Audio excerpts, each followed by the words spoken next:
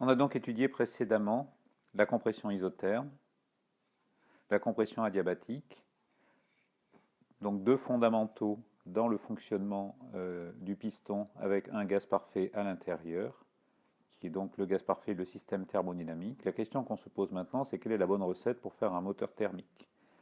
Il y a quelque chose qui fait marcher une voiture. On va se baser sur cette approche avec un piston avec du gaz parfait, deux sources de chaleur, une source chaude T2, une source froide T1.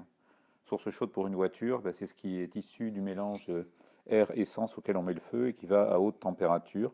La source froide, c'est l'ambiance et c'est donc le système de refroidissement de la voiture qui essentiellement essaye d'évacuer la chaleur perdue dans l'atmosphère. Donc clairement, la température T2 est plus grande que la température T1. Donc on est en train de parler d'un moteur thermique, typiquement un moteur de voiture. On roule à 100 km/h, on a 3000 tours par minute, et donc ce qui caractérise ces moteurs thermiques, c'est le cycle. Donc le piston doit faire des allers-retours, et quand le piston a fait un aller-retour complet, il faut qu'il ait produit un travail sur le monde extérieur, et que donc pour le gaz parfait, ce soit un travail négatif. Donc on part d'un état A, et on revient à un état A. Donc le gaz parfait fait un cycle complet, on considère, c'est bien sûr très abusif, mais on considère qu'on a affaire à des transformations quasi-statiques infiniment lentes, réversibles, et donc des états thermodynamiques à tout instant, et en particulier au départ, à l'arrivée. Donc la variation d'énergie interne du gaz parfait au cours d'un cycle est égale à 0, puisqu'on part de UA, on part de A et on revient à A, et l'énergie interne prend la même valeur aux deux points A au départ et à l'arrivée. Le système se résume de cette manière-là, donc un piston, un plateau dans le piston, un gaz à l'intérieur qu'on prendra être un gaz parfait. Donc ce piston est connecté à un système de bielle-manivelle et donc à une roue pour faire avancer la voiture. Donc si ça vous intéresse, vous pouvez regarder ce que sont les moteurs, les V4, les V8, les V12. Et vous avez déjà sur le système bielle et manivelle une jolie illustration très bien faite pour la page Wikipédia qui s'appelle bielle-manivelle. On a donc deux sources de chaleur, une à température T2, une à température T1.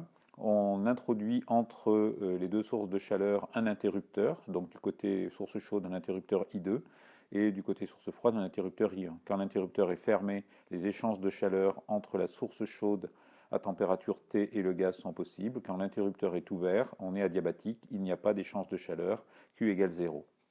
Donc voilà. On peut faire ce qu'on connaît, c'est-à-dire qu'on peut faire des compressions ou des dilatations isothermes à température haute T2 ou à température basse T1, et on peut faire des compressions ou des dilatations adiabatiques en ouvrant les deux interrupteurs.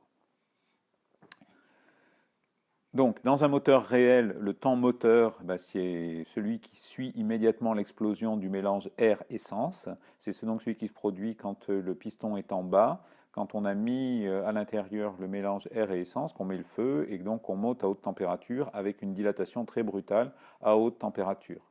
Donc on commence par étudier ce temps-là, et on se place donc, on part de A, on est à température T2, connecté donc à la source de chaleur T2, et on fait une dilatation jusqu'à un état B. L'état B correspond au fait que le piston s'est déjà déplacé beaucoup pour faire une détente importante. Donc on a une dilatation isotherme, pardon, il y a une faute dans le texte, c'est une dilatation isotherme à T égale T2, pas une compression. Donc voilà, c'est bien une dilatation que l'on fait de l'état A à l'état B, en étant connecté à la source de chaleur à température T2, donc la source chaude dans cet état-là. On calcule le travail lorsque l'on a cette transformation qui fait passer de l'état A à l'état B, donc le travail mis en jeu lors de cette transformation. On considère une transformation réversible, quasi statique, infiniment lente, et donc on peut écrire que delta W est égal à moins PDV, et on a somme de A à B de moins PDV, qui est donc, on a déjà fait le calcul, RT2 log de VA sur VB. Le volume VA est plus petit que le volume VB, caractéristique d'une dilatation, et donc on a un logarithme qui est négatif, et on a un travail WAB qui est un travail négatif, c'est le piston effectue un travail moteur sur le monde extérieur. Dans le même temps, delta U est égal à 0, on est avec un gaz parfait, l'énergie interne ne dépend que de la température ne change pas, UA égale UB, delta U égale Q plus W, delta U égale 0, donc W égale moins Q. Et donc on se retrouve avec un échange de chaleur entre le gaz parfait et la source chaude, un échange de chaleur Q2 égale QAB, échange de chaleur pendant la transformation de A à B, qui est égal à moins la quantité de travail mise en jeu lors de la transformation de A à B. W de A à B est négatif, moins W de A à B est positif, la quantité de chaleur mise en jeu est positive, le gaz reçoit de la chaleur, fournit du travail sur le monde extérieur. W négatif, Q positif.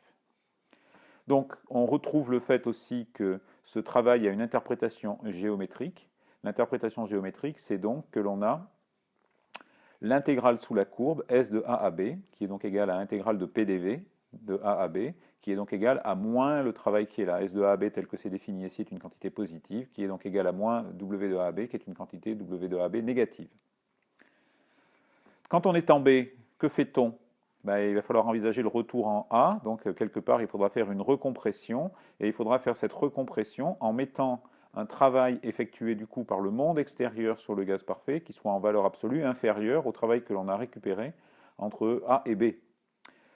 Et d'abord, il faut passer de T2 à T1. On était à haute température, le gaz s'est détendu à température constante pour le moment, mais ce système, donc, on va être dans un gaz qui se refroidit et on fait maintenant une modélisation. C'est une modélisation qui consiste à dire, on va baisser la température de T2 à T1 en considérant maintenant qu'on a une dilatation qui est adiabatique.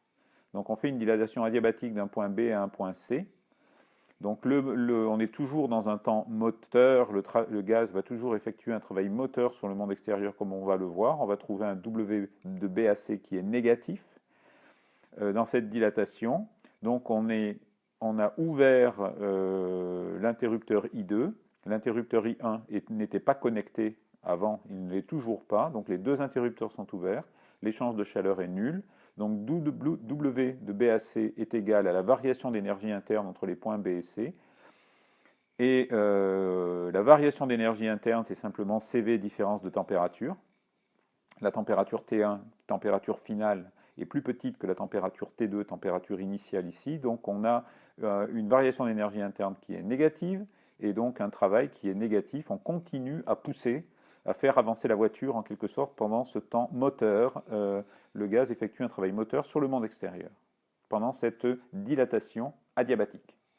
Donc si on le fait sur le schéma P de V, on voit que l'on a donc PV égale RT2, la courbe de A à B, l'équation d'état qui est là. Et tout le long, donc, on a PV égale RT2 en tout point de la courbe de A à B. En B, on a bien PV VB qui est égal à RT2. En C, on a PC VC qui est égal à RT1. Mais les transformations adiabatiques se caractérisent par une relation qui est PV puissance gamma égale constante. C'est ce qu'on a vu la semaine dernière dans la compression adiabatique. Et donc, qui correspond à une courbe qui est plus raide que la courbe PV égale RT. Donc, on descend de B à C comme ceci, et en C, on est donc à température T1. Donc, ça, le schéma a été le suivant. On a ouvert T2, le piston continue sa course, le plateau continue sa course, on a toujours cette dilatation, on est toujours dans un temps moteur. On continue la dilatation, mais maintenant de manière adiabatique. Donc, la température chute de T2 à T1, et quand on arrive à T1, eh bien là, il faut repartir vers C, mais on est à température T1, donc on a en fait deux étapes qui sont complètement symétriques de ce que l'on vient de voir. On est passé de A à B à température T2, on est passé de B à C dans une dilatation adiabatique pour passer de température T2 à température T1. Et bien là, on fait une recompression isotherme à température 1, de C à D, et quand on arrive en D, on fait une compression adiabatique qui permet de repasser le gaz de la température T1 à la température T2. Donc c'est strictement équivalent à ce qu'on vient de faire dans le temps moteur de A à C. Là, on va de C à A dans un temps donc, où on a une double compression. D'abord une compression isotherme à température T1, puis une compression adiabatique qui permet de passer de T1 à T2. Donc le schéma se complète de la manière suivante. On passe de C à D, PV égale RT1 en tout point de la courbe de C à D. Quand on arrive à D, on est donc à PdVD qui est égal à RT1. On fait une compression adiabatique, PV puissance gamma égale constante, caractéristique des compressions adiabatiques. et on se retrouve en A à température T2 avec un PAVA qui est égal à RT2. Donc on a bouclé tout le cycle et maintenant la question est de bien de vérifier que l'on a d'abord un cycle qui est moteur, c'est-à-dire que quand on est parti de A, on revient en A, on a globalement, au total, on a fourni du travail sur le monde extérieur et donc on a un travail mis en jeu pour le gaz parfait au cours du cycle qui est négatif. Et la question qui va se poser aussi, c'est celle du rendement. Quelle est la quantité d'énergie que l'on a mise en jeu, que l'on a payée pour obtenir donc ce travail moteur final. Donc tout d'abord, au cours de CAD, on retrouve l'interprétation graphique du travail. Donc S de DC est égal à WDC qui, en l'occurrence, là est positif. De CAD, c'est bien le monde extérieur qui effectue un travail sur le gaz parfait en le comprimant. Et on voit d'ailleurs dans l'interprétation graphique ici, en comparant les deux aires, l'aire sur la courbe de A à B et l'aire sous la courbe de C à D, que manifestement, la valeur absolue du travail de D à C est inférieure à la valeur absolue du travail de W de A à D. Il nous reste à discuter de l'aire sous la courbe de B à C et l'aire sous la courbe de A à D. De D à A, pardon. Donc le travail de C à D, température T1, on refait un bilan, donc on se retrouve, c'est une compression isotherme à température 1. Donc on retrouve W en allant de C à D qui est égal à RT1 log de VC sur VD. Le volume C, c'était le volume avant compression, VD c'est après compression, VC sur VD est plus grand que 1, le logarithme est positif. Donc on a bien un travail effectué par le monde extérieur sur le gaz, qui est un travail donc positif en l'occurrence. Et on a bien WCD qui est égal à moins QCD parce qu'on a à température constante, la variation d'énergie interne entre C et D est nulle. Donc on a un WCD qui est positif, une quantité de chaleur par contre, elle, qui est négative. Et autour de cette compression, c'est le gaz parfait qui cède de la chaleur à la source de chaleur T1. Donc ça, c'est le premier point. Travail de D à A. Donc là, on a une montée en température avec un échange de chaleur qui est nul. Donc, échange de chaleur qui est nul dit que delta U égale W plus Q, Q est égal à 0, delta U est directement égal à W.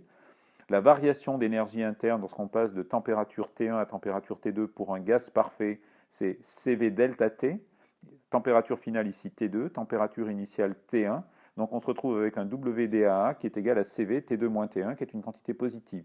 Les deux travaux de CAD et de DAA sont tous les deux positifs, sans surprise, c'est une compression. Le monde extérieur effectue sur le gaz parfait un travail qui est moteur. Le gaz parfait est recomprimé et lui effectue un travail résistant. Donc, un petit bilan, cycle complet toujours, variation d'énergie interne UA moins UA est égal à 0. Travail total, c'est W de AB plus W de BAC plus W de CAD plus W de DAA. Même chose pour la chaleur de AB, de BAC, de CAD et de DAA.